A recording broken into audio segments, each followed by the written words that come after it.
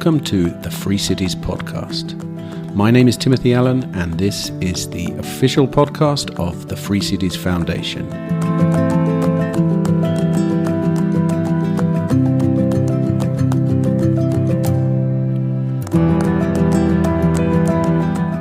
Hello, and welcome to episode number 11 of the Free Cities podcast. Today we begin our series of interviews that I recorded in Prague. Now, I managed to meet with a fascinating and diverse group of individuals in the Czech Republic, including entrepreneurs, libertarians, anarcho-capitalists, homeschoolers, artists, Bitcoiners, all of them, of course, united by a deeply held belief in liberty and personal freedom. Today's guest is an extremely accomplished lady by the name of Alena Vranova. Alena's track record includes several successful startups in both finance and technology, but she is best known as the founder and former CEO of SatoshiLabs, who produce one of the world's best-known cryptocurrency hardware wallets, TREZOR. Lesser known is the fact that SatoshiLabs also established Slush Pool, which was the world's first ever Bitcoin mining pool, established way back in 2010. In this conversation, we talk about Alena's experiences growing up in the Czech Republic under communist rule, and her thoughts and predictions for the future in which technology appears to be emboldening many authoritarian regimes around the globe. In our discussion, she is eager to highlight Paraguay as a relatively unknown destination for people considering a Plan B residency option, something that she has herself taken advantage of.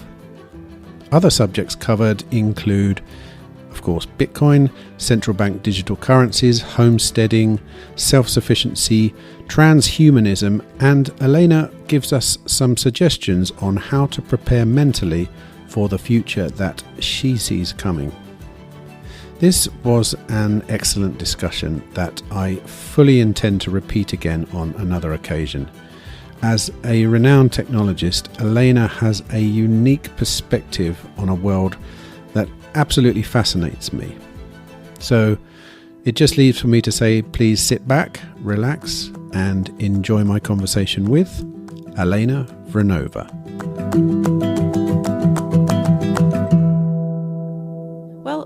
I think a good angle to start with the conversation could be also this Paraguayan environment in general, like what Paraguay is, what's the situation in there, why there's hundreds of people seeking Paraguayan residency, especially in the past 2 years since 2020. I know myself of at least 100 or 200 families from Czechia and Slovakia that acquired Paraguayan residency.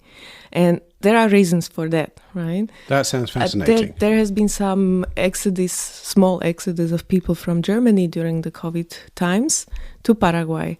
And they strengthened the controls and like the rules for obtaining the residency. But other than that, it's like one of the easiest one to get. So come on then, why are hundreds of families leaving Czech Republic to go live in Paraguay? Well, I think it's like all the changes that have been happening in Europe and that, spiked happening during the 2 or 3 last years. Some of them are seeking just a piece of land where they can acquire a big farm and live remotely, work remotely, build something around them.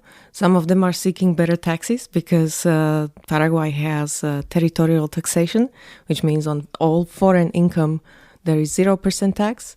There is very small VAT, just 10%. You can deduct a lot of stuff. So like the landscape, the tax landscape is great. It's fairly easy to get that residency. And, during crisis times like the pandemics, people are thinking about Plan Bs. So there's another group of people that just want to have another piece of plastic card, to get easily into the country. Because if things go really right, you want to come there as a resident, not as an immigrant. Why Paraguay, though? We hear a lot about Mexico, obviously, and now El Salvador, but maybe Costa Rica.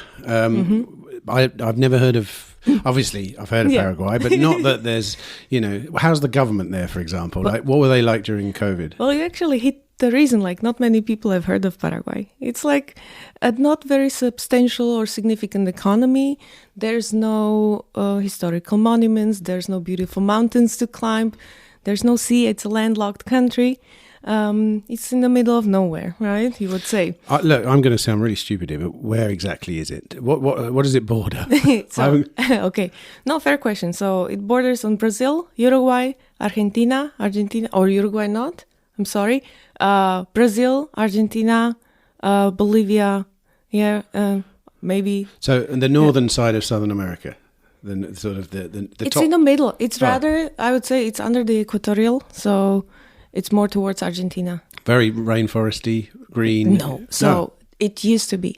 They used to have the end of this huge Atlantic forest that was coming all the way from Brazil, from the coast. Unfortunately, they deforested the country horribly. There are small patches left of the original forest.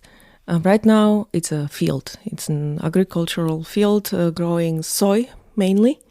They are one of the largest exporters of soy, even though they do not consume any soy products at all themselves. They have huge cattle herds, massive, really delicious food. And it's a great destination for foodies who like food, and especially meat eaters. That's great. And then the third thing they grow, I would say, is energy. They produce energy. They have a huge dam between Brazil and them on Itaipu. It produces, I forgot the numbers, 8 gigawatt. It's a big project, started somewhere in the 70s, where it is building up to today's situation where Paraguay owns 50% of the energy, but only consumes a very tiny amount of it and sells all the rest to Brazil. And that creates some kind of political tension, right? On the Paraguayan side, people are claiming, hey, why don't we use the energy, or why don't we sell it for a bigger price? And Brazil, of course, is interested, but they are noticing the tendency in Paraguay to use the energy for themselves. So they're trying to diversify, but still, Brazil has massive energy needs compared to Paraguay, which is a very tiny economy. How is sorry to butt in, how is the government there, though? What do you know about the political history? I mean, once again, Paraguay is a name to me. Yeah. I couldn't tell you anything about it. Yes. Well, I'll disclaim here, I'm no expert on the political situation in Paraguay. Let me start off with stating that Paraguay is one of the safest countries in Latin America.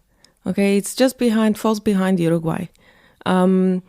That said, there are certain factors to count with, especially, for the future. As you see, the entire Latin America, not just the Americas are getting pretty lefty. You have socialist governments in many of the South American countries. Here, I would say Paraguay is still very pro-market, and it's like a little land of where the government equals the business, and hence they are interested in making business, right?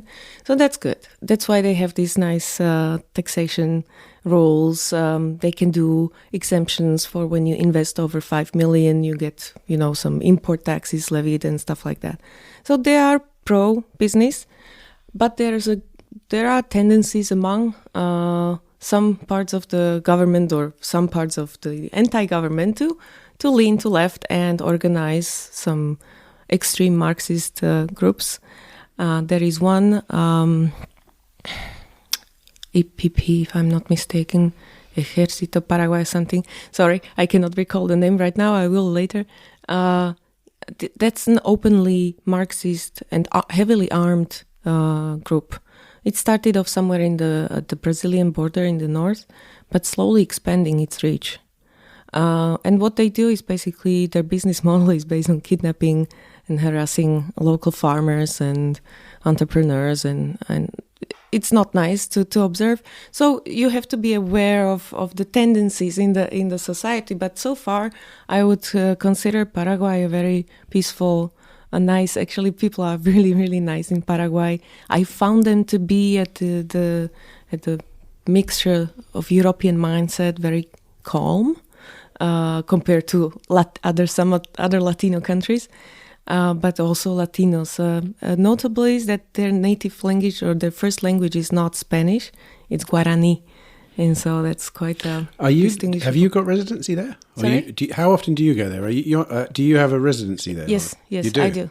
For me, I'm one of the persons that was like a plan B action, right? So I'm in between Europe and Paraguay, yeah. Wow. So most people you know there are thinking of it as a plan B, or well, I don't know. I have not done. No, I mean that you presumably you've got a bit of a community out there. There's actually, I thought most people will be like nomadic lifestyle, worldwide travelers seeking the tax benefits, but actually a lot of people have moved there in the past 2 years. A lot of those that I'm aware of. And establishing their lives there, buying properties, investing. So there is no investment requirement in Paraguay. That's another cool way to, look at it. Other countries give you papers if you invest north of 150 or 200K. Here, there is no such conditions I'm aware of. You just need to go through some processing, and it's made fairly easy. What attracted you there in the first place, and how do you hear about it? Was it kind of a freedom libertarian type thing or liberty thing, or was it just I'm traveling in Central America or South America? Well, I must admit I have very cordial relationship with South America. I've spent a decent amount of my life. I lived in Mexico for a while, so that culture is close to me, and I like to. If I want to travel longer time, I go there. So it would be my first choice. And a friend of mine, Pavel Luptak, made me aware of it, told me how easy it is and helped me out with the paperwork. So that was for me really to have a plan B for, seeing what's happening in Europe recently. That was just pushing me to, hey, let's have other doors that open easily. So the idea to have a plan B was triggered by events during COVID. Yeah. Prior to that, no thought of. Well, I've always been a global traveler and lived everywhere. It's just when things have this taste of crisis like escalating, you feel like, okay, it's not enough to have a passport of European Union. Let's have another document. I know what you mean. I mean, COVID woke a lot of people up to that, even people that were already thinking that way. Yes. Myself included, because I suppose we'd been living even though, those kind of situations were happening in foreign countries up until the lockdowns. And for most people I know, it was the first time they'd actually experienced a situation like that. And I did something similar. We went to Central America looking. We didn't come back with a residency though, unfortunately, because I got a family and kids, and I should still do it, I'm sure. Where in Central? We went Mexico, Central Mexico. Where in Mexico, if I may ask? Oaxaca. Yeah. I love Oaxaca. Oaxaca, by the way, has one of the best foods. Like the street food in Oaxaca is... Well, what we liked about it, because we flew into Cancun, came from Spain. We did a year, basically. We went 2 months in Spain. We flew into Cancun because it was easy from Spain and tried the northeast, couldn't find what we were looking for. Randomly discovered this place called La Crucecita, which is on the southern coast of Oaxaca, and it's basically a Mexican tourist place, beaches and... Somewhere is around Zipolite, Mazunte beaches, like that, Pacific coast? Yes, but that's the kind of foreigner hippie hangout part. This is the Mexican bit where you get brass bands playing on the beach and stuff, which is brilliant. And families bringing huge ice beers, boxes, tequila, everything. Yeah, the whole thing was like that, and which is brilliant because I've spent many years traveling the travelers' routes when I was younger and stuff, and I must admit I do find it all a bit cringeworthy now. Do you know what I mean? I don't want to offend anyone here, but I prefer to like I say, sit there and watch a brass band go down the beach. I mean, there's the same beaches, the tropical beaches, diving straight off the beach. You can swim with turtles without even, but you have real people there. You don't have people in yoga pants taking selfies for Instagram, which I prefer personally now in my later years, let's say. I don't want to steal the thunder here. We did Mexico, then we went to El Salvador, obviously. We did 2 months there, which I loved. How was it? Yeah. Amazing. We've just been back. I went back. El Salvador was brilliant, not only because I actually did spend Bitcoin all the time for everything. It really was a learning curve for me, because I'd been thinking about Bitcoin for like years, but then just the process of spending it every day made me realize some really fundamental things that I'd missed. Like what? Well, like you need a phone signal to make a payment.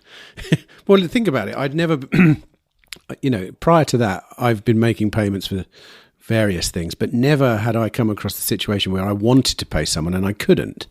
You don't necessarily have to have on your side, if you have some NFC card or correct, just a QR code, and you trust the business not to steal everything from you. So sure, I mean, I know there's ways now, but I think personally, because convenience is a huge tool for hyper-Bitcoinization, and most people I know will stop if it gets inconvenient. Me, no, because I want to use Bitcoin. That's but you discover that you're standing at a pupusa stand. Either you or the lady you're trying to pay hasn't got signal or credit on their phone. What are you going to do? All right, you could share your internet with them. Yeah, you can do what if you haven't got internet? In the end, it's like all I have to do is pull $1 out of my pocket and give it to her. Much easier. True. In such situation, But things like that, and the importance of spending Bitcoin, which was a massive takeaway from that whole time. And I'm a huge advocate of spend and replace now. I'm a spend and replace person. That's 100%. And I wasn't before I went. I didn't really think it mattered. I did, but I didn't actually actively spend and replace, because even like we went back for adopting BTC this year, and there were a lot of well-known, or not even well-known, there were a lot of Bitcoiners in that hotel not paying in Bitcoin, and you could pay in Bitcoin at the hotel. You know what I mean? And it was a convenience thing again. And I think sometimes you need a little kick up the bum to say, no, go on, spend it. I know it's annoying to, sometimes. Yes. No, it's perfectly valid. It's like you invest in yourself by spending it. Yes, right, another way of looking at it. Yeah. You're making it flow, the money, and it's important that people get used to it. That it's like I will be at ease spending my money if I have recurring income, and either income directly in Bitcoin or I just replace the Bitcoin. So that's the mentality of actually using money. You have income, you spend it. If it's something you hoard, you don't want to spend it. It's like that little pile of gold under your mattress. Also in El Salvador, you realize how the Bitcoin strategy that they took is also a tourist thing. And because it really is working, and it's not often talked about. A lot of people, especially in the well-known news networks, will say it's been a failure. It's only 20% adoption. It's blah blah blah. Blah. But they fail to look at the number of people that are going to El Salvador now. I mean, myself, I took my whole family there during a state of emergency. Yep. Not something I'd normally do but I mean, and there are a lot of people doing that. There are a hell of a lot of people there. There are a lot of people getting residencies. There are a lot of people moving there, and it's a secondary effect of the whole thing. And they targeted a group that is more risk averse I would say, as a tourist, because Salvador had a very chronically bad reputation for being a very high crime place, and so maybe they hit a good target audience with that. And of course, Bitcoiners are always seeking plan Bs. That's kind of like, once you understand Bitcoin as a plan B, then you're trying to expand that strategy not just to your money but to your whereabouts. How's Bitcoin adoption in Paraguay then, out of interest? I would say quite poor. There's actual Bitcoin adoption in the means of people using it, or even circular economies amongst expats or anyone. Are there any circular economies there, evolving? You see them all around Costa Rica, like a bit of, Well, traditionally in rural areas, people live with circular economies a lot. So you have chicken, I have tomatoes, and I'm guessing it works to a large extent like that.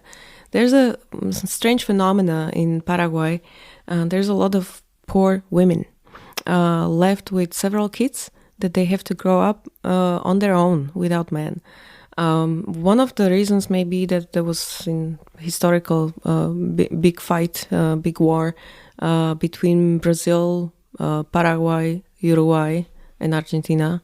And it ended up with a big clash of Paraguay and wiping up probably 80 to 90% of men population. And so there was a time in the history where it was okay or socially acceptable for a man to have multiple female partners. And that kind of prevailed in the culture, I'm saying. And there's unfortunately a lot of cases where the women are left alone without the man. He moves on in his life and doesn't take care. And there work some society, communities around these women. I was fortunate to meet some of the people behind Fundación Paraguaya, which is a foundation that takes care of these women in a way that supports their pro-life and pro-business orientation or mindset. They are giving microloans to them, but not just hey, here's the money for whatever. They actually go through individual planning with each of them and say, okay, you need new teeth. And if you get new teeth, you may get better job, right? Or you don't have warm water. And she identifies herself that that's an issue because she spends a lot of time going and washing and doing chores. So she self-identifies the priorities in her life and creates an action plan with the help of a program they have. And so they give very targeted microloans, and these communities of women are backing each other up. So if you cannot pay this month, we collect money, pay for you, and then you return it to us. Quick question. Do microloans have interest on them? Or are there interest rates? Yes. Yeah. I don't remember the number, to be honest. Okay, just wondered. But they have a massive repayment percentage. I've heard that. Very successful. Yeah, I heard that too. So if you ask me, are there circular economies? In a way, I feel like in the rural areas, people live like that and used to live like that, sharing risk and sharing benefits. Not the Bitcoin economy right now. There are some Bitcoin miners. No, there are, of course, investors and some big holders, but I wouldn't say that the general person on the street knows about Bitcoin, or maybe have heard, but the usual thing. So so that's the situation. The government is not extremely excited about using their energy to build Bitcoin mines. I mean, because it doesn't create jobs. The mindset of a politician today is not to jump forward to high added value product, economy, but to go through the stages of industrialization. It's in the interest of the leading families, let's say, to go through the industrialization because they have they're invested in the local economy and they want to go through that. So they don't want to do a leap. And the leap that I'm talking about was proposed by the Penguin campus or by the Penguin Academy. What's the Penguin? Penguins are, it's a project. And penguin? Or? Penguin. As in the... Is it the correct pronunciation? Yeah, penguin. Okay. Yeah. I mean the bird in Antarctica. The black and white bird. Yeah. Penguin Academy right now is a project focusing on using profits from Bitcoin mining in order to finance education in, let's say, 21st century skills. Wait a sec. Go back and explain why the industrialization process is not necessarily a good process. If you go... What's the stage that you go to instead of that? Then? So right now, Paraguay is a factor-driven economy. They're selling cheap soy, cheap energy, cheap labor, maybe. They not even labor, but basic commodities. They want to move to selling cheap labor, right? So they want to industrialize the country because they have a lot of energy unused, untapped. So they want to build factories and go through this process and offer cheap labor to the world. In my opinion, my country has gone through that, right? After the communist time, there was liberalization of the markets, and then we got stuck in efficiency-driven economy, where you offer cheap labor and cheap land and zero tax to big enterprise, and people are stuck with their jobs. They have jobs. So that's the benefit. They want jobs. But the jobs are not well paid, and they're stuck in that cycle with little possibility of growing their own business. Right? And so then you have value-added economies where, like Switzerland, that creates jobs that are highly specialized and well paid, and uses technologies, builds and innovates in the technologies, and that would allow the local economy to get stronger, but of course it would not go perfectly in line with the plans of the current establishment. So what would that be? Give me an idea of what that might look like in Paraguay. What kind of industries or what kind of specialization are you talking about? Well, what Penguin proposed or proposes and is actually building towards is use the energy to create human potential. Okay, so what they achieved already, and it took almost 2 years of negotiation with all the ministries and ANDE, which is a local state monopoly on energy providing.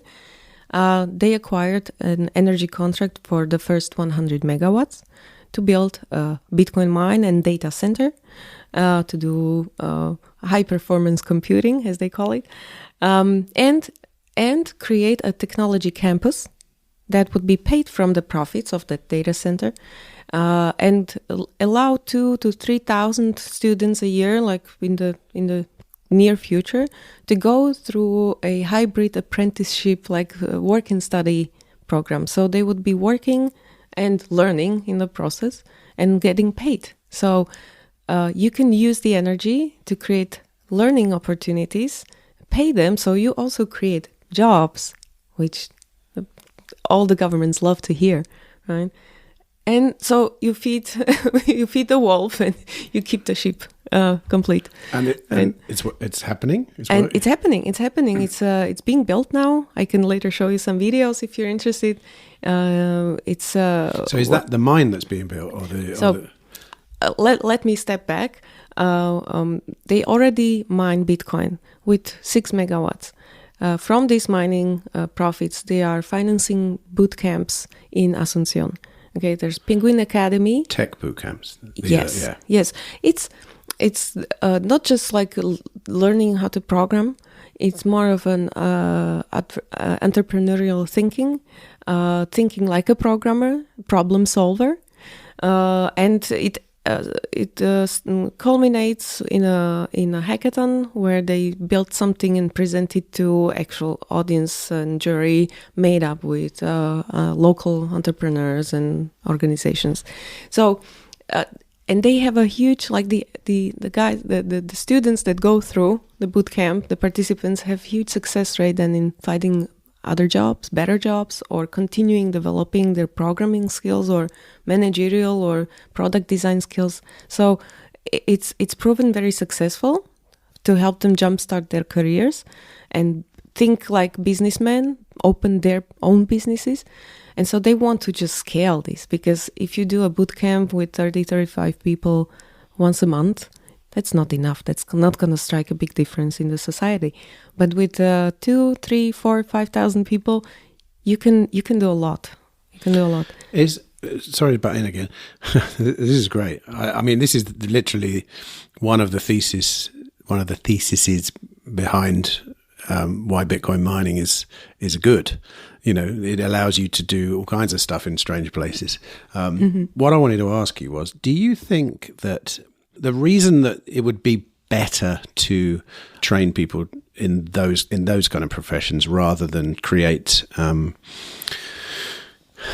an industrial base for producing products, the reason that is better is not necessarily because the government, because the powers that be, the families that are being predatory, but literally because the world is changing. I mean, in another 50 years, there'll be robots building pretty much everything probably. And the use of very low-cost labor might not even be a thing. Yep, I don't know. Exactly. Very good thinking. I wish there would be more teams in the governments, like-minded people thinking like this. The interests are strong, but you're absolutely right. It makes sense to prepare people, and also one of the plagues of being stuck in these factor-driven economies is that a lot of people have to travel abroad and leave their families in order to send money back.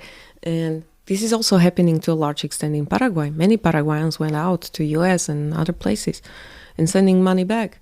So what you want is to keep the people at home and happy, fulfilled, and ready for the future to come, as you say. Right. About the future then.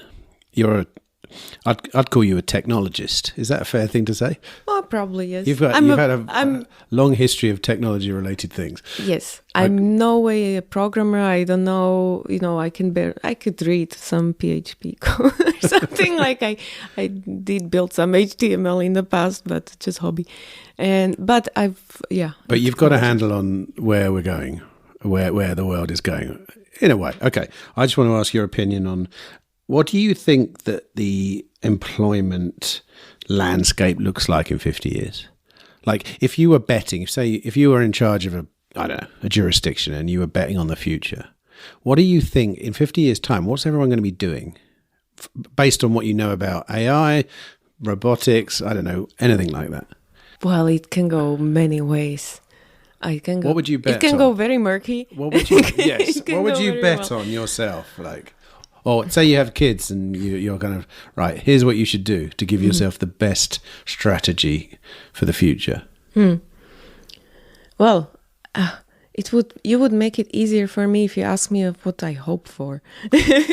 Okay. Well, that's the bet you're making. That's kind of the bet you end up making, right?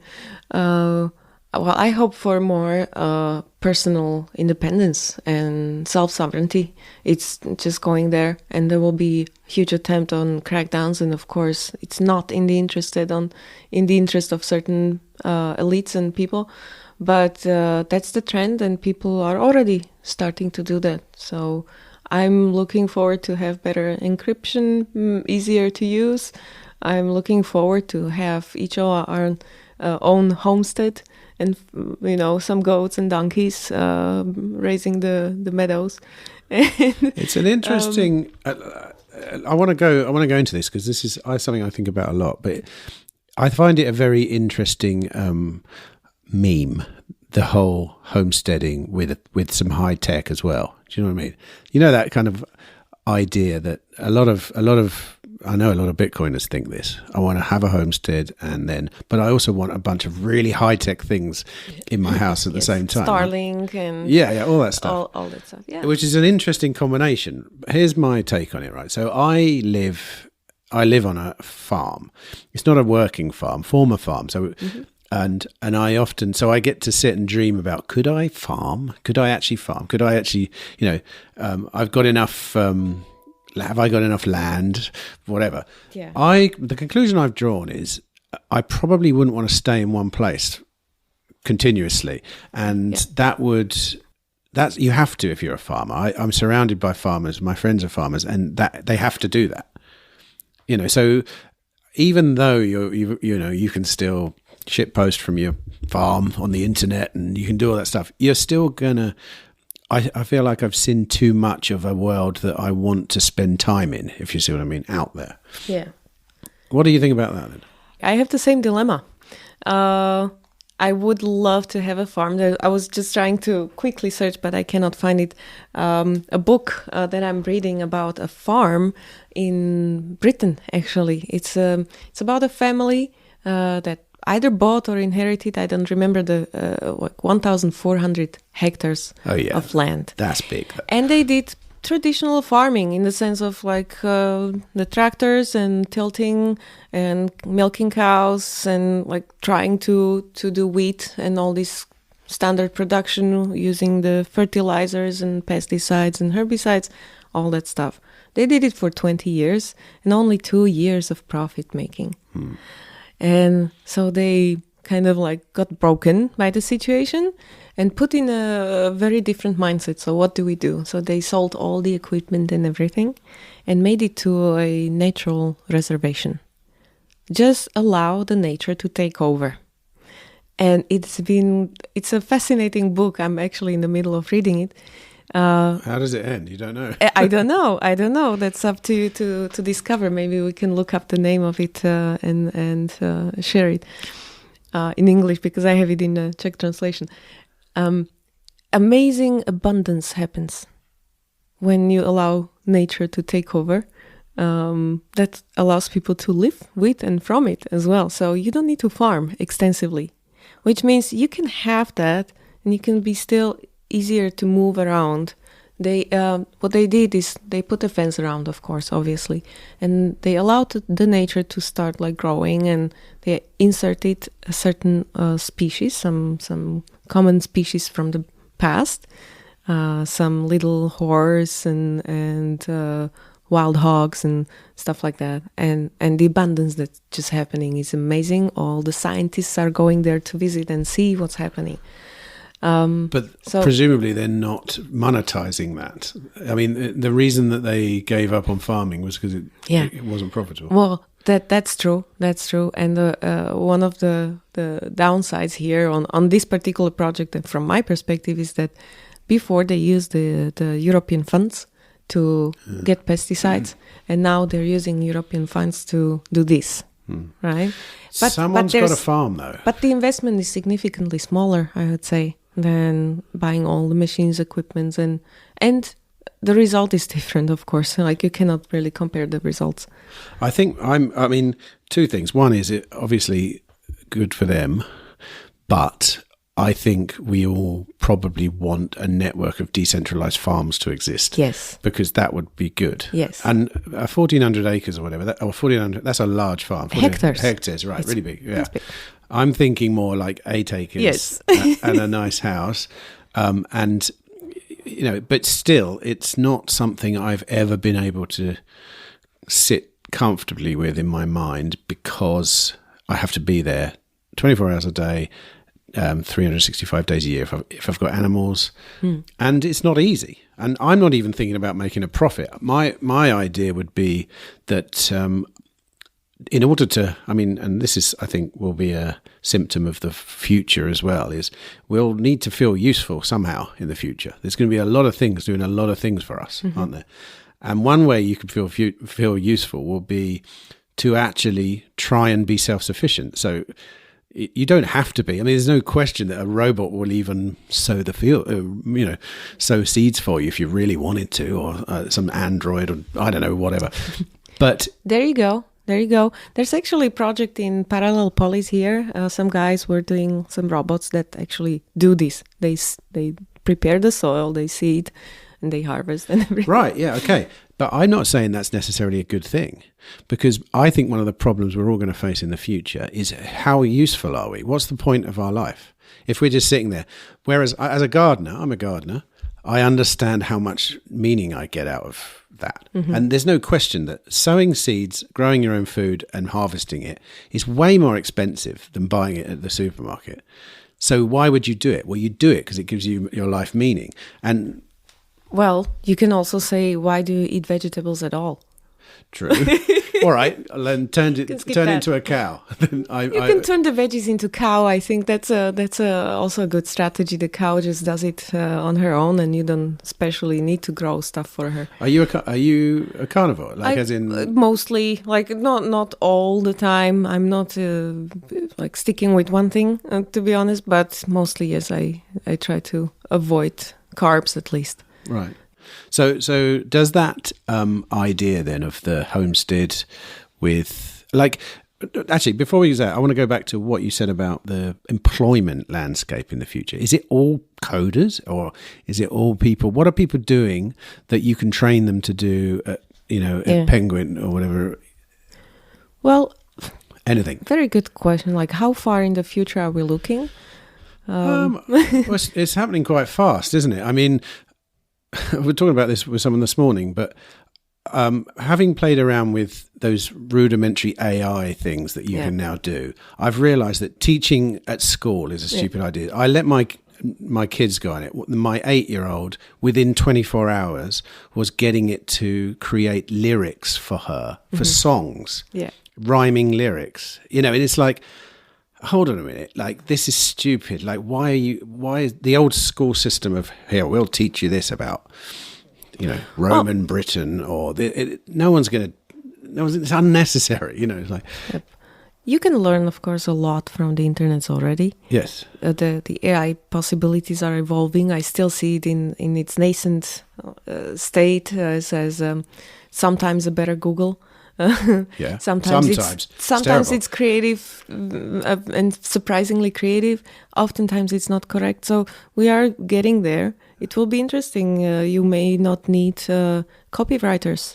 You may not need drivers, bus drivers, taxi drivers, any drivers, teachers of driving.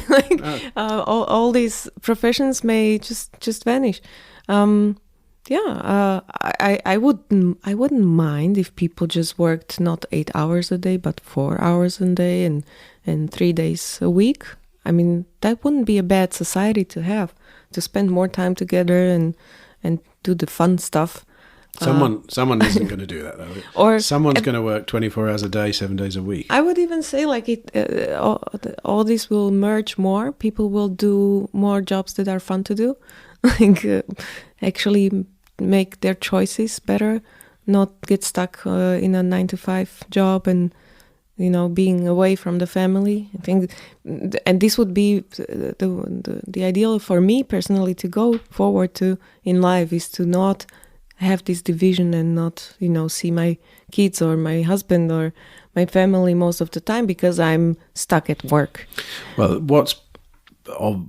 one of the trajectories you can see is AI or technology making jobs redundant, people not working, and then universal basic income being offered to them. And then within 20 years, you've got hundreds of thousands of people just getting free money and being total slaves. Yeah, being told what to do because they're being given free money. So how do you mitigate that then? There may be a different division of in between people, coming like two grades of citizens, basically. And I think this we are maybe in a historical moment where people have to make those decisions for themselves and actually educate themselves about their own choices. I'm sure the CBDCs will be offered with plentiful benefits.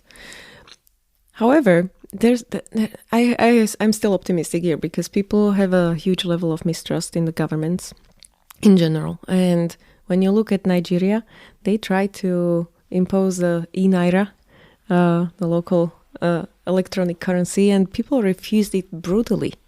And they put incentives on top of incentives for people to adopt it.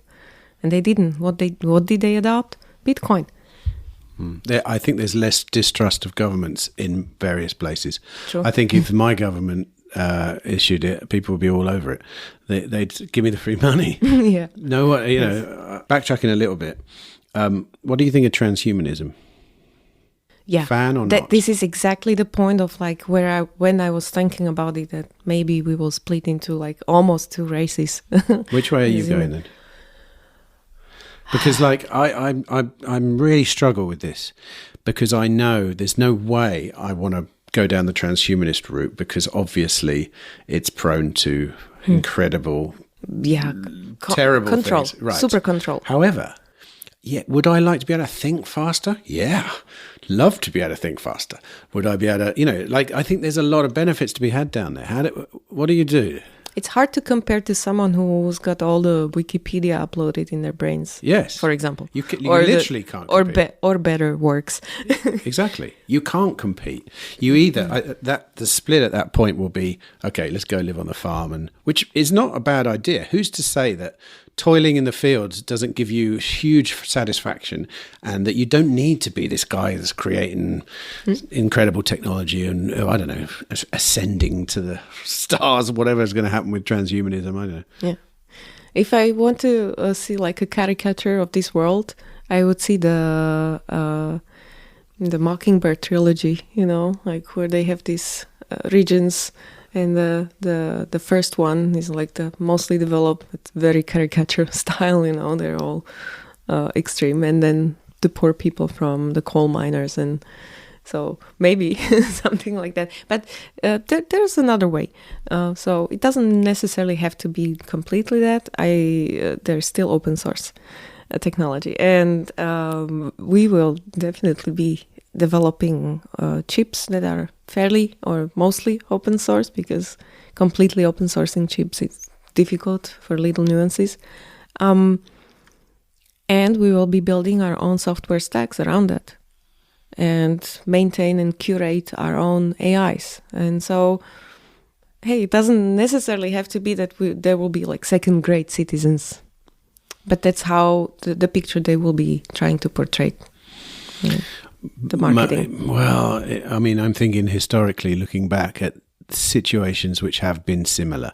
It's a common theme in human history to have the people that can and the people that don't have access to that. It's very common. Yep. The way you've described it there, I think I'm more likely to assume that it would be the people in charge, but the open source people would be in a similar place, but not many of them. Yep. Most people will be just like everyone else. So those are the gammas. The theory of alphas and betas. That alphas are the leaders of the pack. Okay, and then all the betas. That's a fairly known approximation. And then the gammas that are not seeking to fight for an alpha place. They're not trying to be beta either. They're seeking their own way, and this is the prototype, the stereotype of sovereign individual in my view. The gamma that's looking to use all the technology and have a decent and fair amount of freedom, because you cannot really divide this physical realm into two sub-realms, right? It's impossible. So you live on the diverging line, and you live in parallel society in a way. That's what we have a tradition with in Czechoslovakia. We already talked about it in the past when we met, that you had this double standard. You had the party leaders, alphas, the betas, all the party, like the good citizens, the law-abiding citizens, and mostly also party members, either by conviction or by oppression, because they had to. And then some people that never fit into this scheme. So what makes me sad about that, though, is I'm obviously I identify with the gamma, but I want everyone to be a gamma because I think is it not possible? Is this the natural? Is that some kind of natural Pareto distribution or some distribution that this is how society? This is what happens. It's the personality types or something. I would say it's more floating. Like in certain situations, so you're behaving as the beta. In certain situations, you're the alpha because you're a leader of your company, for example. But as an overall overarching strategy of life, gamma is a good approach, and open source fits in right into that narrative. of course. I mean, the notion of open source is the same. It's an ethos. The ethos is, here's what I can do, and I want you to benefit from it too. Because, it's the opposite to, people hoarding power. It's the opposite. It's giving away your power, which we all know is a powerful move. It's the opposite of what people think. Yes, you also share the risk. you share the risk, and you allow other people to find problems and issues and fix them. So yeah, it's a decentralized way. A good part of the sharing economy, if you like. Well, it's the difference between a centralized army and a guerrilla army, isn't it? The guerrilla army, they mainly win. It's very hard to fight a decentralized force when you're spread thin. That's a lovely idea of Bitcoin, by the way. But it's true. I mean, look at all the great, Vietnam is a good example. Now Afghanistan was the same. It's like the biggest army in the world went there, and 10 years later had to leave because they had a decentralized army at the other end. And I think this is the greatest, not very spoken of debacle of US in their history of modern military. Well, I mean, it shows you that that's it for America, really, doesn't it? I mean, mind you, they came back from Vietnam in a similar situation, didn't they? Yeah. Well, but it's not talked about that much. Well, talk about it then. What do you mean? No. What I mean is that for America and their usual positioning as the hegemon in the world, they do not show weaknesses. They do not obey UN. They don't, they do not follow the rules. Once they start following the rules, they will admit that they're not the world leader.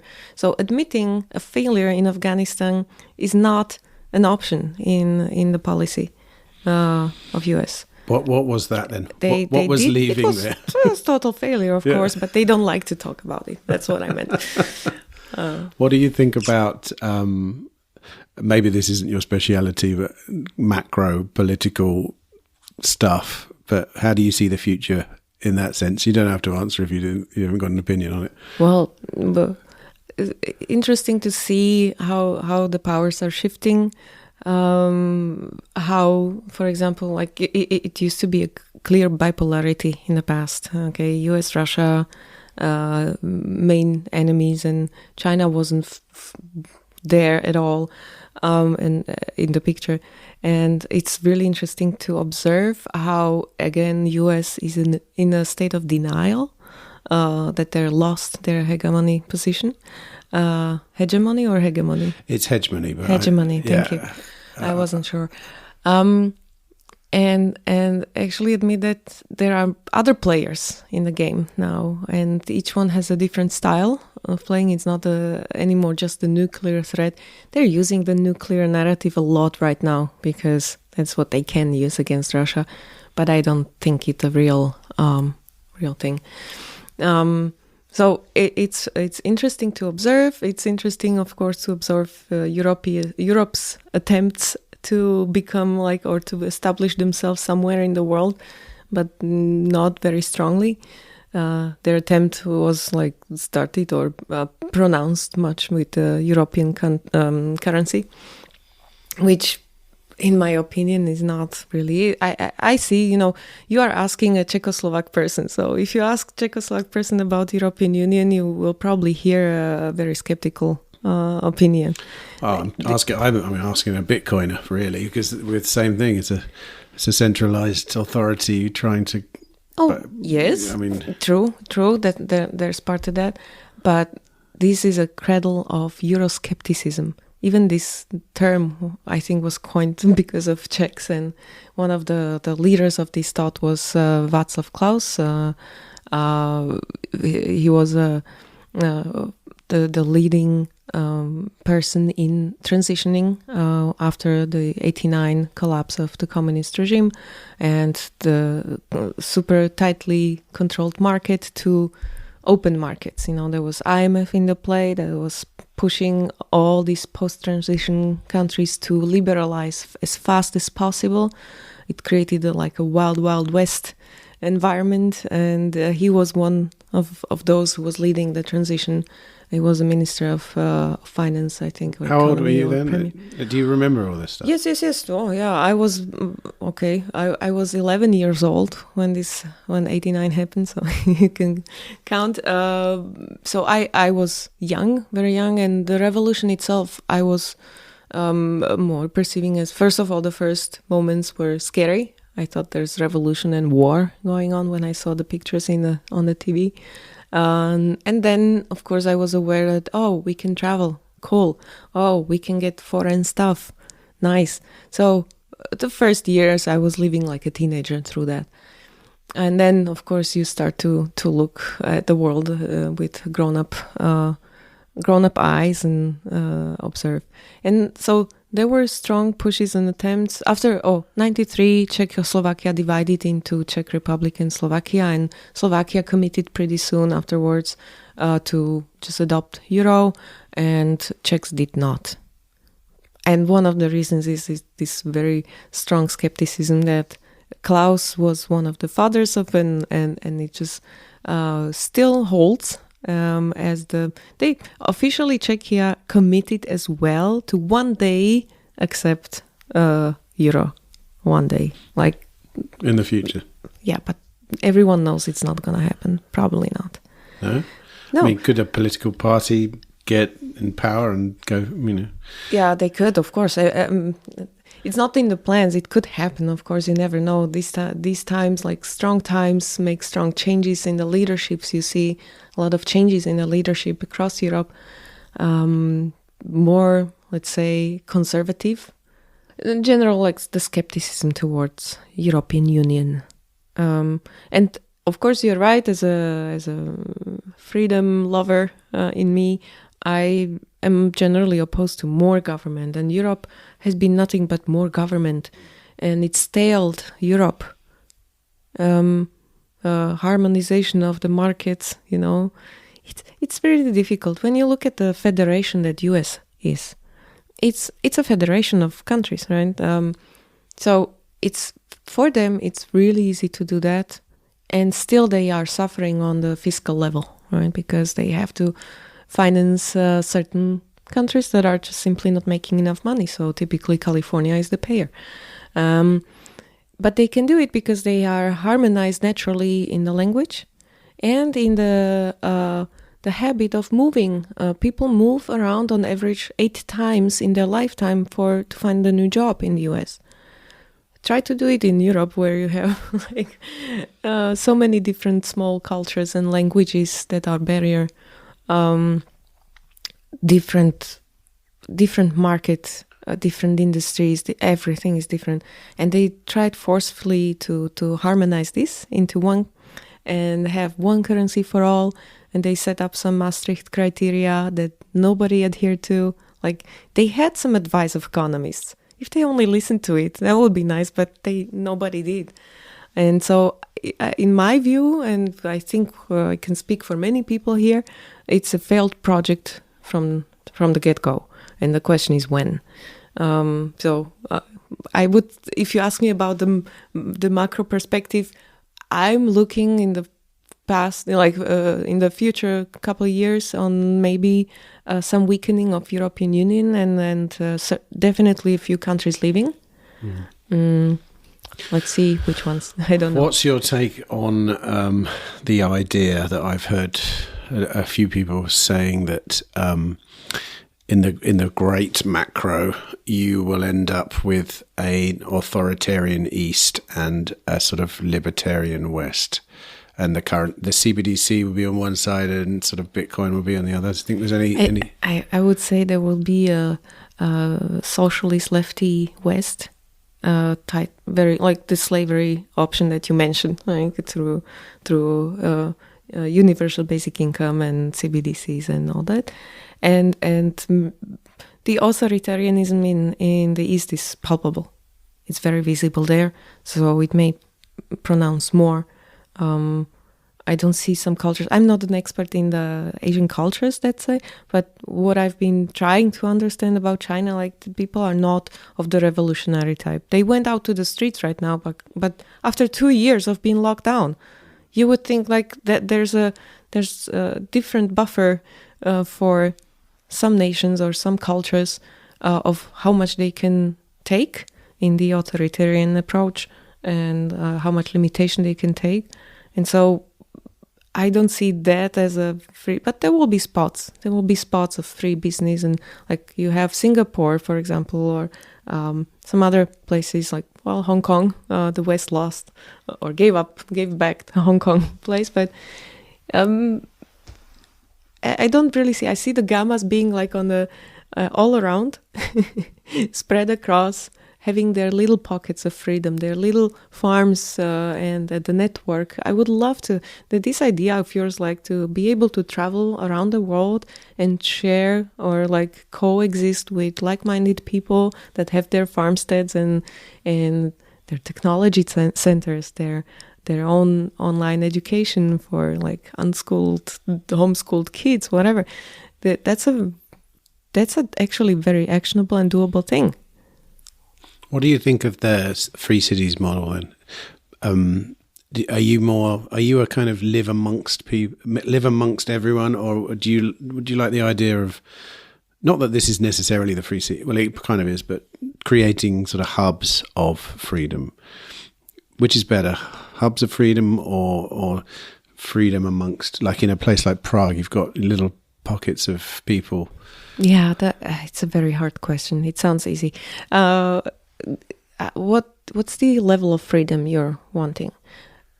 It's because freedom is not black or white. It's a scale of gray, and so you're always seeking certain opportunities somewhere. You're seeking certain benefits somewhere. So this global opportunistic mindset is something that you take along on the way. You will hardly, like, you. Of course, you can try to buy a huge piece of land and make a deal with the government to leave you alone. But the deal with the government is going to cost you something. Well, it's also easy to renegade on that deal. Yes, and it's also like, okay, you can make a 100-year deal. Okay, there's a project on Isla Vache. Isla Vache is a tiny island below Honduras. Haiti. Isla Vache. Right. And there's a group of people who signed a contract with the government having a 99-year lease, and their effort is to rebuild the island, and they want to probably build some luxury properties and stuff like that. And it already started off. I was talking with them a little bit, and they would try to see if they can create their own cryptocurrency. And so I understood the situation as this. The government went onto the island and expropriated the land from the people that have been living there for generations and taking care of it. And now they say the land is ours, and hence we can rent it out. And so it's already a very bad move. The people are discontent. There's a lot of the culture there is strongly suspicious, and they have a very strong, let's say, voodoo. They have a voodoo leader, in their community who decides. So it's very difficult to start building something there when you start with a bad reputation and a hurt.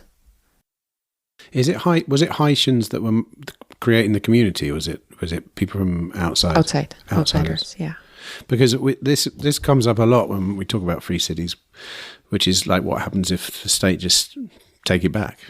It's always a threat, obviously, but interestingly, what's turned up in Prospera, for example, in Honduras, yes.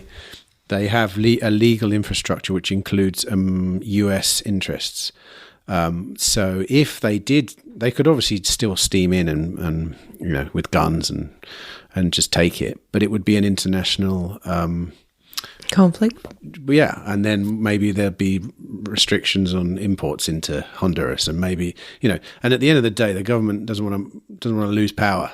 And I know you're still relying on another state at that point. But it's a good insurance, but you're choosing a different slaver. So yes, agreed. But what's the alternative? Like, I mean, how do you create a physical bastion? free place. It's either very far away from everywhere that no one wants to go to. Like Paraguay. Okay, back to Paraguay. Yeah. Yes, in Paraguay you can acquire decent amounts of land. And the good thing is, again, it's a scale of gray. And on this scale, Paraguay is pretty light shade of gray. Good one. Because you buy a big piece of land and nobody tells you where to construct. Which is really huge. No rules it's your land. Good. Okay. Yeah. So you build where you want. Of course, I don't know if there's other rules that you need to observe, such as like environmental rules. But I would have my doubts about that, or at least not to that extent like in Europe. In Europe, you buy a piece of land and the government bureaucrats tell you where exactly you can position the house and how it has to be rotated and what color of the roof you can have. It's just, mind-blowing to Paraguayans. So you can find these little pockets of opportunities and freedom and build there. But also consider that maybe it's not forever. Nothing in life is forever. And be at least mentally ready to just move on, or be mentally ready to share it with other traveling gammas. What about, being ready to move on mentally, I understand. What about in reality, pragmatically? What are you must have a few ideas.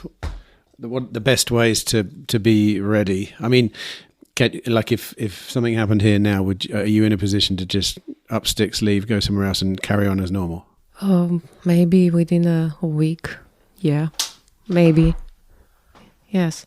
What do you need? It's not what I yearn for, to be honest.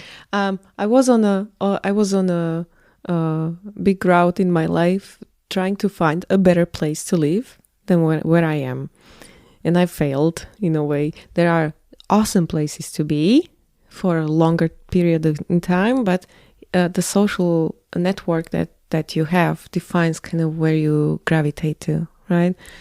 And it's natural for everyone. And even if people go through stages in their lives when they're quite uprooted and they want to travel the world and live this nomadic lifestyle, at least in my personal case, it was like it hit me hard back. So I was so happy to just go home and nest a little bit and settle and root. I think people like to root in general. When you have the stability under your feet, you can build bigger, build better. I think also there's definitely a difference between men and women there. The nesting instinct in women is hugely strong. Well, I know that. I've been with my wife for years, and I know that exact thing. Yeah. I saw it many times happen, and at that moment, my choice, unfortunately, is not. I can't. The last thing you want to do is drag someone somewhere that they don't want to go, especially when it's your partner. And ironically, I hear what you're saying, because we've done a similar thing. We've been traveling, trying to find a citadel, and we've ended up coming back to Wales, even though I know that I wasn't at all happy with the way that, our government dealt with COVID, and that I don't have any faith in the future there at all, in particular because I didn't see much pushback from my community at all. Oh, wow. At all. And I think probably it's important to point this out. I've realized in Czech Republic, you have a strong tendency to do that already, because there's do our own thing. Yes, which is great. And I love that. And I've really picked up on that since I've been here this time. It's like, generally, I don't mean just freedom lovers. I mean, in general, people, you walk down the street, you can kind of do. There's nothing. No one's going to tell you what to do as much. Yeah, as much. The only person that I ever met in Prague telling me what to do was an American. I was trying to park my car, and parking here in the city is obviously difficult. So I had like 5 centimeters on each side, and I was gently bumping in the cars. I was like literally gently, boxing myself in, and. He was very disturbed by it, so came to tell me like that's not the way to park. Right. It is true. if you ask me for reasons, I don't know. That's how Czechs. I think it must be because you have a recent history of socialists, Yes. hell. So here's the thing. One thing that it taught the people is to have two faces in a way. One that is like on the surface, I'm a law-abiding citizen, and at home I'm doing what I want. Right? People had to during communism you were not at ease to tell what you think. If you told publicly or even to your colleagues at work or even to your family what you think, you may have been at risk because, as it happens, your wife is an STB agent. STB was the form of KGB here. So, and you would know that she's collaborating and she's gathering information. And she was maybe not an excited agent, but she was just pressed to do it. Otherwise, she would lose job or this or that. Or her brother who emigrated, was like a big black stain on the entire family, and they could have made your life to hell. So people learned in order to survive, because they learned the hard way that a democratic revolution is not viable. They tried it in 1968. And they failed. The tanks marched in. We're talking about the Prague Spring in 1968, when the mood in the society was amazing. They wanted more freedom, more democracy. They didn't want to topple the regime. They wanted socialism, but the nice one. That's what you're now hearing a lot, like the nice face of socialism. Whatever it's called. And Dubček was the leader in those times, and he wanted to ban censorship, for example, right? And then Soviets didn't like it, so they sent up the troops. And people realized, okay, open fighting is not possible. We would totally lose this game.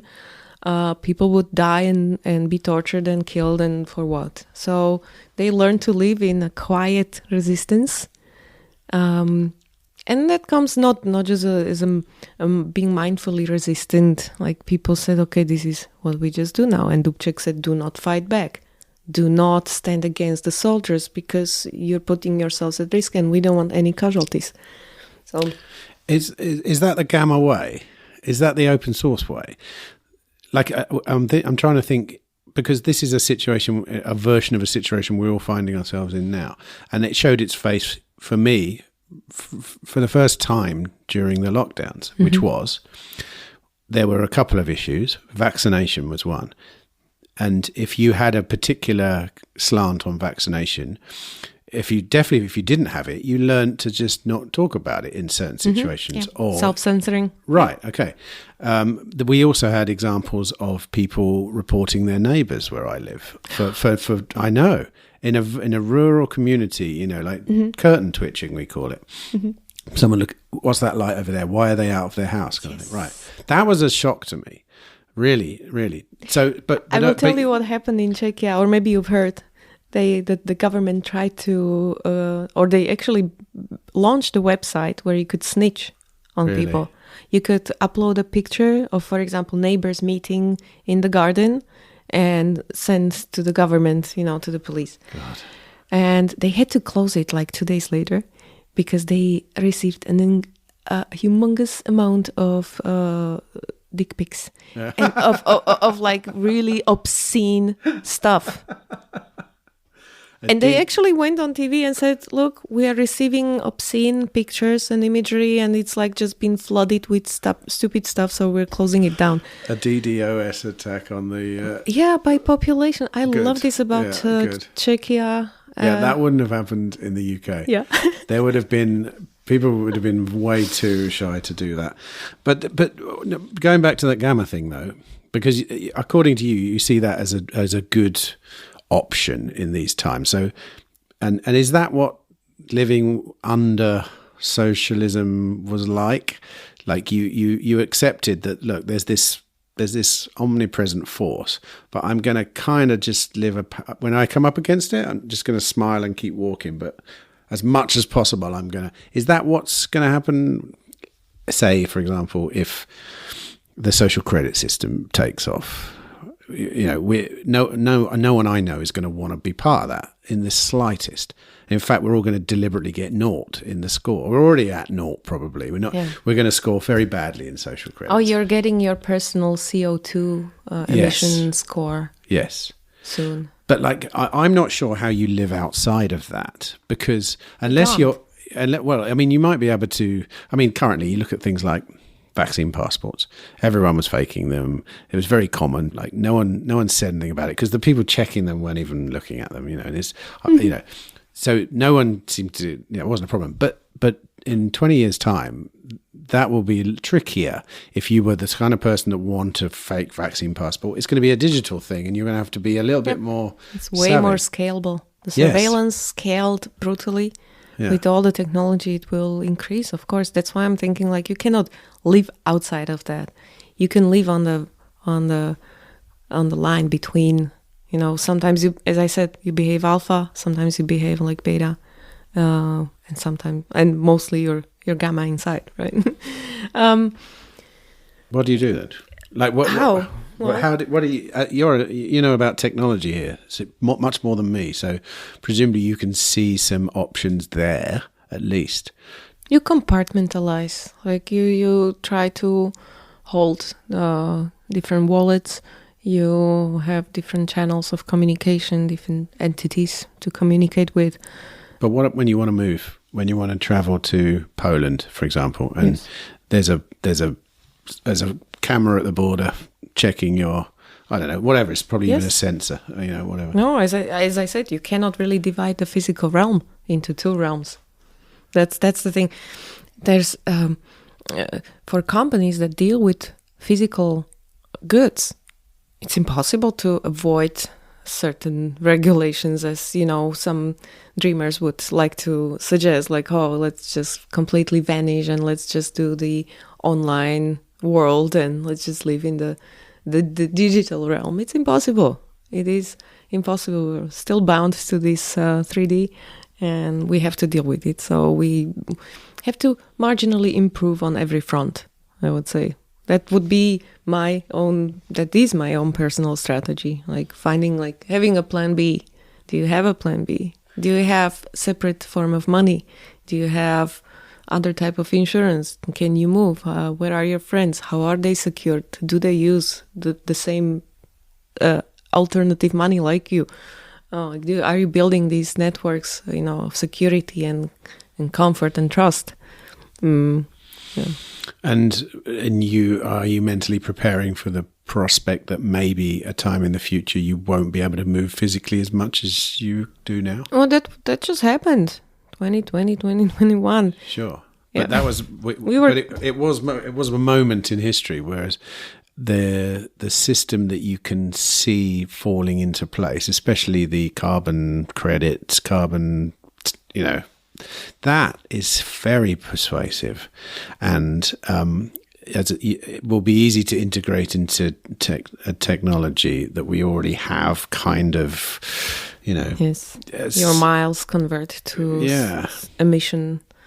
Yeah, I mean points. But that's forever. Then I mean, not forever, but that's not just a 2-year lockdown or a 1-year lockdown. That is your kids and your kids' kids all inheriting this same thing. Probably inheriting your carbon score as well, which would be. I mean, it's such a horrible thought.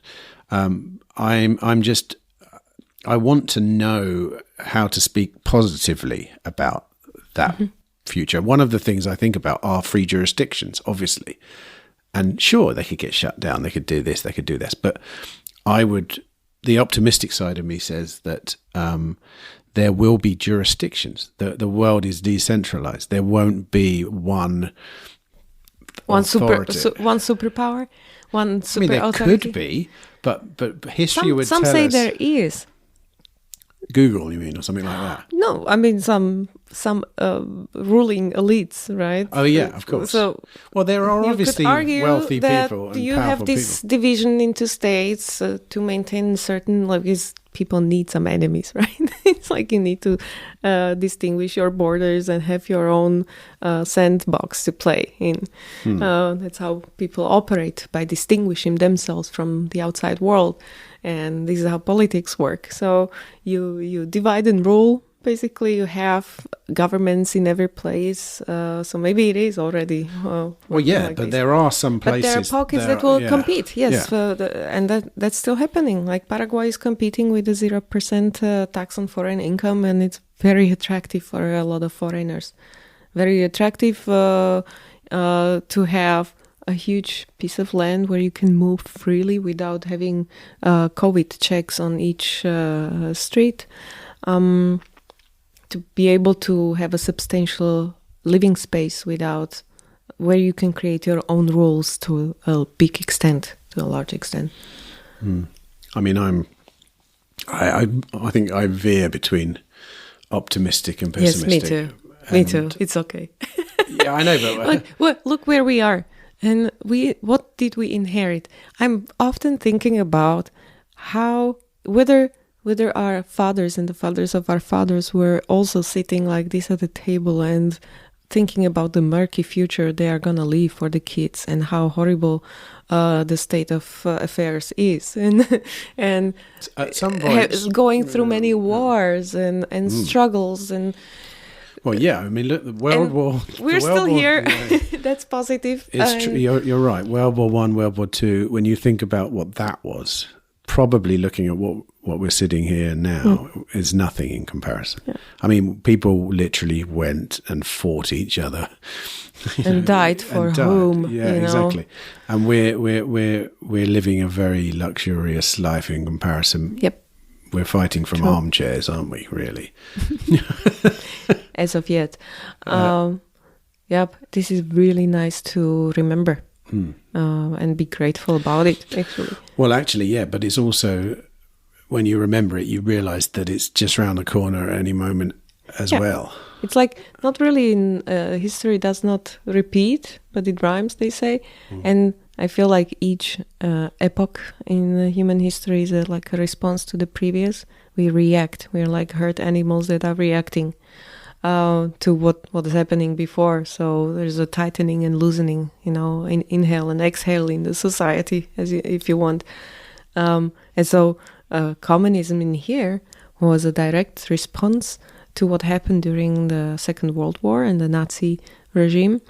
And there was a hatred that was pushed in the narrative towards the businesses that enabled Nazist regime, fascist regime. And so after the, in the 45s to 50s, people here, especially, they hated every big entrepreneur, especially the German ones. And in Slovakia, they hate the Hungarians. So as a reaction to that, there was a nationalization happening. First of the big businesses, and then of the smaller, and then everything, right? And we ended up in like not owning anything, and it was just a response, and the hatred pushed and pulled further, and to realize something huge, a huge societal change. And then as a response to that, people embraced the liberalization of the market and then the new like democracy, and everyone had hopes for it, and each time it continues like this. So I feel almost as if the entire history of humankind is in a way is going forward as a train, It's I see it as a breath. Going heels up, heels down. It is, yeah.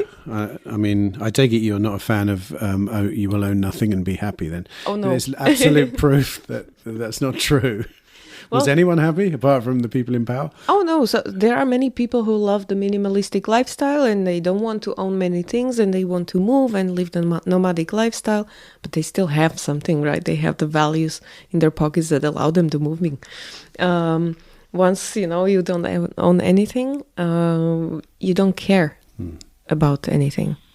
That's what the communists achieved here. It was that the country was in a ruin after them. Because nobody owned anything, so it looked like that.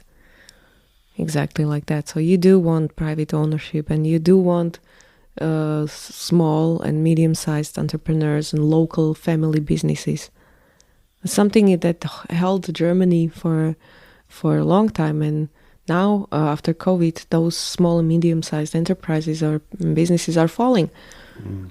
Now that's a big landscape change in Germany, and also all the problems with industry and supply chain management in their suburb, what I call a German suburb like Czechia, producing for the automotive business. For example, some parts or components are produced here, and it's all like weighing in on Germany and the entire European economy. Do you think that,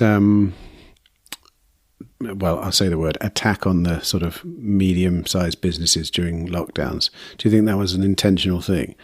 Or do you think that, because, like in the UK, large supermarkets were allowed to stay open, yes, and small businesses weren't? Yeah. What you're actually asking me is whether I think that this was all planned and not all of it instilled. But not all of it. But like, for example, take that example I've just given you. I could imagine I could be sitting in Downing Street trying to say, what are we going to do? And it's like, yeah, we want to stop the thing, so let's stop people going to shops. But wait a minute, they got to eat. Well, open the big ones then, because if we open the little ones, then we can't monitor it and we can't, Or I could think someone saying, right, shut all the small shops, give it to our corporate friends, let them make the money, and then screw those other people. The mechanics was maybe different. The big shops came with a big pile of cash, on the table, and said, like, we would love to serve the nation with the food. Yeah. Help us. Yeah. So it was intentional. It's like they're like, never let a good opportunity to waste. Yeah. And so it created opportunities for certain businesses. Certain businesses did extremely well during pandemics. All the food deliveries, or anything delivery, online shops, that boomed. So yes, do I think some politicians abuse the situation? Yes. Yes. Right. Well, look, we've been going too long already, but I don't want to end on a bad note. I can end on a positive note. It's a really good conversation, actually. What I like about hearing your opinion is that it's mostly based on experience, which I really like. It's no theoretical. I know nothing about living under socialism or communism other than coming to places like this, and I've been to a lot of places, but I really enjoy hearing actual stories about it, and because theoretically it all makes sense. It does seem obvious from the word go if you take away people's incentives to work on something they own. Of course, they're going to get nihilistic and not care. And lo and behold, yeah, it does happen. And people still keep banging on down that same route, though. I mean, there's. I mean, I don't know whether this is actually true, but there is a resurgence of socialist ideas again in the West of, right, this time we'll get it right, or I don't know. I don't know. I get why they're so tempting, because it's like, let's be nice to people, let's give people everything, let's give, let's help people, and but beyond that, as if people just stop there. They stop at that point, and we're not being nice if we don't give people things. But yeah, I don't know. It's anyway. Look, I actually think what we talked about was pretty optimistic. Like, let's not think that this is the craziest and worst time in the history of humankind. I think we're in a very good place, actually, because looking back at the dissidents in the communist regime here, yes, they tried to survive, but they had it really difficult. They couldn't work. Most of them were highly intelligent people, and they couldn't do what they wanted to do, and they were shoveling coal or, working somewhere as a gate holder or a door opener. So their kids couldn't study. They couldn't openly discuss stuff. They had to meet in secret and in quiet, and they would print their own samizdat in their own newspapers, but they didn't have the technology. Also, they faced way less scalable surveillance because each one had 1 or 2 agents following him on the street. But if he was good or lucky, he could avoid them, right? But they didn't have the money, the free money. They didn't have encryption. They didn't have they couldn't use the technology there is today. So the powers are balancing, and I think we have a lot to work with that they did not.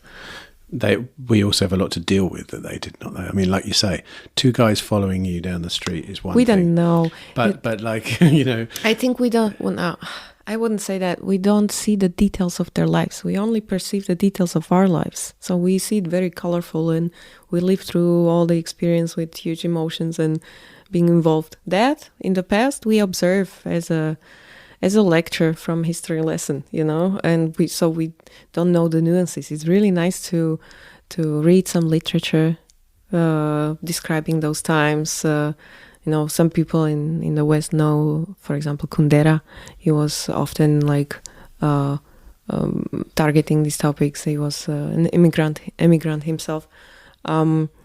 And to learn about a history in general, a lot of those people who push the neo-socialism narrative, then they probably have not studied much of the history. That's just my personal assumption. But we have, some people have learned, some people know, and they also know the tools and they use them, and that gives me hope. Right? Great. I can't finish without asking you our question we ask everyone on this podcast. I want you to imagine a 1-year sabbatical in which you have money, everything's taken care of. You can, so you that we take away that element. What do you devote your time to in that year? To woodworking. No? Oh, right. You don't have to work. You can go to woodworking. Like that's what I'm doing right now. So woodworking. Woodworking. As in woodwork. That's just if you ask me personally. I'm not trying to give any advice to anyone here because everyone's different and has different desires. Me personally, I chose woodworking as an antidote to 20 years of doing business and flying all around the world and just working many hours. Right now, I am in such a sabbatical, actually, and learning to work with my hands and produce something that's really fast and satisfactory because you go from idea to actual product very very fast. For furniture or? Yeah, furniture pieces of. What have you made so far then? Okay, I built a tiny bedside table from oak. I've built some like a tiny stool to sit on. Is it elaborate or is there? Is it look at I'll show you I'll show you a picture later. It's quite modern. I welded a frame myself, a metal frame, and I built the box out of oak. I'll show you. And you learn about it on YouTube or whatever? No. I'm actually attending a school, a woodworker, a joinery and carpentry school here in Prague. Nice. Yeah. It's fun. It's a lot of fun, and that's one of the plan B part. Like you want to acquire new skills, you want to develop yourself further. You've done a lot of podcasting or business, so you want to learn something new that can be useful. It is useful. It's fulfilling. Mm-hmm. You get in a flow. Mm-hmm. It's really getting in flow is, I think, a metric for success or the key to being successful in anything that you do. Mm-hmm. So being able to get in the flow regularly is very satisfying.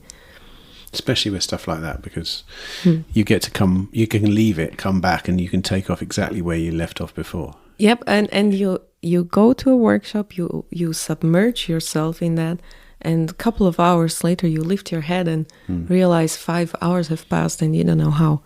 That's the flow. Excellent. Well, thanks. Great. It was great talking to you.